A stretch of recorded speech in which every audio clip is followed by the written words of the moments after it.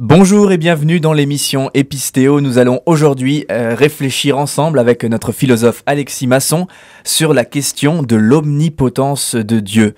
Donc on dit souvent que Dieu est omnipotent, mais qu'est-ce que ça veut dire effectivement que Dieu est omnipotent et Dieu peut-il être omnipotent? Voilà la question qu'on va essayer de résoudre aujourd'hui avec Alexis Masson. Donc Alexis, qu'est-ce que l'omnipotence?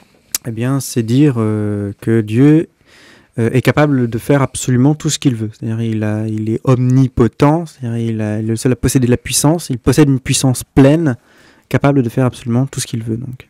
D'accord, et alors Dieu serait-il capable d'accomplir quelque chose d'absolument impossible? Par exemple, créer un cercle carré.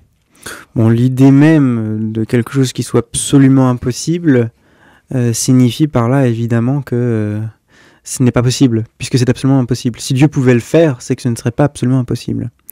Donc c'est un premier point. Alors on pourrait croire que ça signifie que Dieu est limité par conséquent. Bon, alors quelque chose d'absolument impossible, c'est quoi ?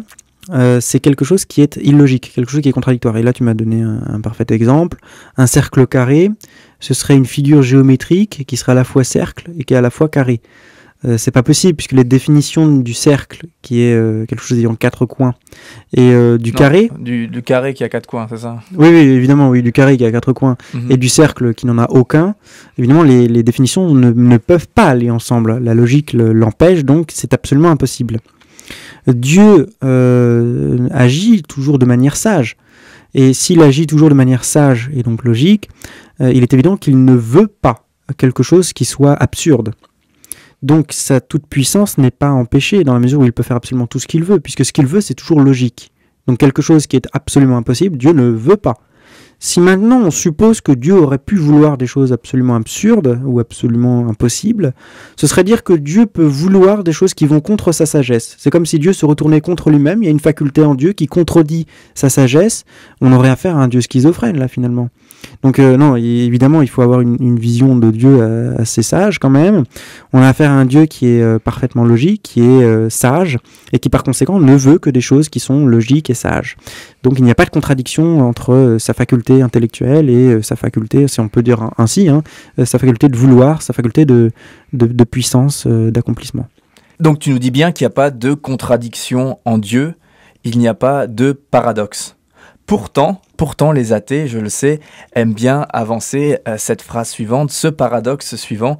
Donc je vais voir si effectivement tu trouves une solution pour le résoudre. Alors voici le paradoxe. Donc les athées disent « Dieu peut-il créer une pierre si lourde qu'il ne peut la porter ?» Voici l'interrogation. Et donc deux solutions. Si non, s'il ne peut pas, il est donc impuissant. Et si oui, s'il peut, alors il ne peut pas la porter, cette pierre. Et il est donc impuissant également. Donc dans tous les cas, il se retrouve impuissant et donc non omnipotent. Alors qu'en penses-tu de ce paradoxe ? Bon, je pense que d'une manière générale, quand on a un problème, c'est que les données, les termes sont mal posés. Et là, je crois qu'on est en face d'un tel problème. C'est-à-dire que de toute manière, l'énoncé est décrit de telle sorte qu'il y ait forcément un paradoxe. On pose Dieu, c'est-à-dire un être tout-puissant. Et ensuite, l'alternative mène nécessairement à l'impuissance. Donc on cherche nécessairement l'impuissance. Or, à mon avis, l'énoncé est contradictoire en lui-même. On ne peut pas poser Dieu et en même temps mettre une alternative dans laquelle il est face à l'impuissance. Donc l'énoncé, à mon avis, est mal construit, et c'est cela qui fait que ça ne se pose pas. Dieu ne se retrouve pas en face d'une situation où il pourrait créer une pierre plus lourde qu'il ne puisse la porter.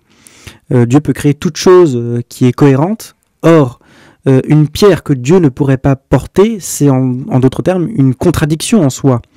Et par conséquent, en tant que c'est une contradiction en soi, c'est quelque chose que Dieu ne peut pas créer, parce que ce serait contraire de toute manière à la logique, ce serait contraire à sa sagesse. Donc en fait, il faut sortir du cadre d'un Dieu intelligent et d'un Dieu logique, sage, pour que cet énoncé prenne un sens. Donc je pense que cet énoncé ne pose aucun problème en fait à aucun chrétien. C'est une pure fiction, un pur paradoxe fictionnel, où dès les données du terme, on a établi déjà la contradiction pour faire croire qu'il y a un piège, mais en fait il n'y en a aucun. D'accord, très bien. Et donc, si l'on dit que Dieu ne peut pas produire quoi que ce soit qui soit contradictoire, alors pourquoi, dans sa toute-puissance et dans son infinie bonté, il a permis le mal qui paraît en principe contradictoire avec le bien ? Bien, tout simplement parce que la possibilité même du mal a quelque chose de bien. Je ne dis pas que le mal est quelque chose de bien, mais le fait que ce soit possible, le mal, c'est bien. Dans ce sens où Dieu a voulu une relation d'amour avec l'homme, il fallait donc que, puisque c'est une relation d'amour, ce soit une relation libre, et il faut que l'homme puisse choisir librement Dieu. Or, c'est très simple, mais si l'homme n'est pas libre, c'est-à-dire s'il est incapable de faire le mal, il est d'ailleurs aussi tout aussi incapable de faire le bien de lui-même, et par conséquent, il n'est pas libre. Pour être libre, il faut être capable de faire ou bien l'un ou bien l'autre. Si le mal est absolument impossible, l'homme n'est pas libre. Et donc ça met en échec finalement le projet de Dieu de réaliser une relation d'amour. Donc en fait, ça ne pose pas de problème, au contraire, c'est même une bonté, je dis bien c'est même une bonté que le mal soit possible. Parce que c'est par là que l'homme acquiert sa liberté, et c'est par là qu'il peut réellement rentrer dans une relation d'amour. Donc c'est tout à fait cohérent en réalité, il n'y a pas de problème. Donc là, effectivement, tu nous avances que l'homme est libre. Tu nous dis l'homme est libre, effectivement, de choisir le bien ou de choisir le mal.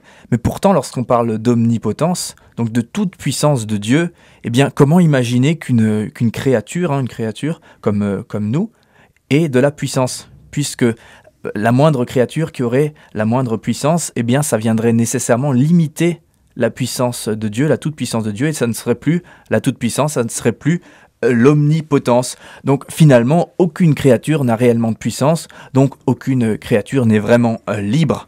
Et donc, comment tu veux réagir à tout ça? Eh bien, je crois qu'on fait une petite confusion lorsqu'on pose ce problème.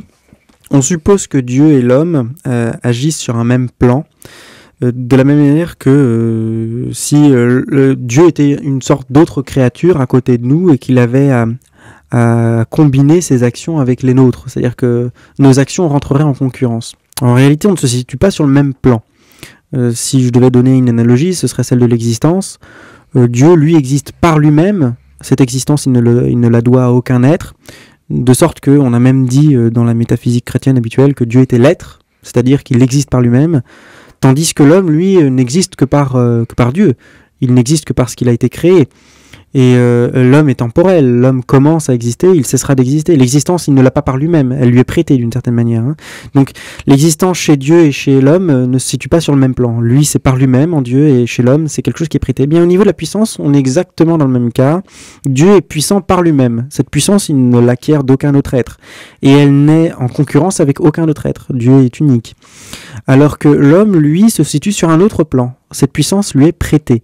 Et elle lui est prêtée, encore une fois, par Dieu. C'est Dieu qui prête toutes les qualités, c'est Dieu qui prête la puissance, tout comme l'existence. Et donc par conséquent, l'homme, après, bon, évidemment, il peut agir dans le sens de Dieu ou dans un sens qui lui est contraire. Et cela, Dieu le fait pour que l'homme soit libre. Mais cela ne contredit pas l'omnipotence de Dieu, justement parce que Dieu veut cette liberté de l'homme, et parce qu'ensuite, la puissance réellement n'appartient qu'à Dieu. Il n'y a que Dieu qui est puissant. Donc la liberté de l'homme n'entre absolument pas en contradiction avec l'omnipotence divine. Eh bien, merci Alexis, encore une fois, pour ces éclairages que tu as projetés sur la question de l'omnipotence de Dieu.